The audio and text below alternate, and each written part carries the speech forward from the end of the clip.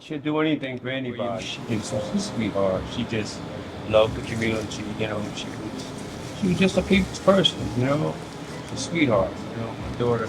And we was real close, you know.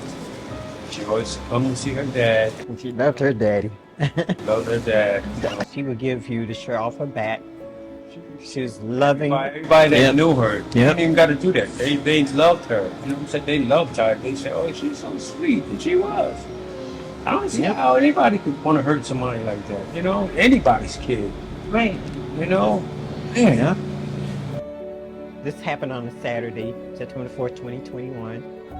But he came in, he didn't speak, and his son reached for him, and he didn't grab his son.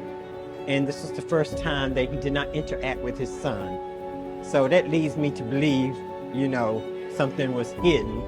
And I'm not going to say what this something is, you know, but he had the purpose of going upstairs. When he did get upstairs to my daughter's room, I could tell that my daughter was startled because the way she said it, she said, "What are you doing here?" And I didn't hear his response back to her. And then I heard my daughter say, "Close the door." So after that, I went outside, would not see her. So she came down like maybe 10 minutes later and get some. No sign of trouble on her face, no sign of distress or anything.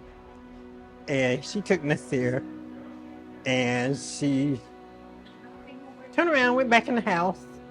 After I said to her, I said, "I'll call you later, Tayeesha." And she said, "Okay, Ma." So those were our last words that we said to each other that day.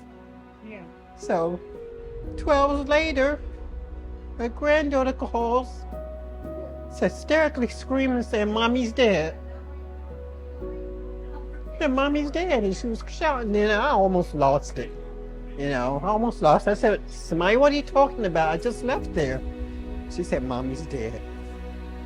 And on top of that, she was 8 months pregnant. She was due to have the baby Yeah. in October. So, and this thing with hatred, it needs to end. It just needs to end. And it's domestic violence. I wish to God we could end that. I wish to God we could end it. I'm sick of all of it. Everybody should remember my baby by the kindness that she projected towards others. She didn't deserve what she got. I miss my daughter, and I've suffered every day. I've cried every day. So, We got to keep her right here. She's right here. She's with you.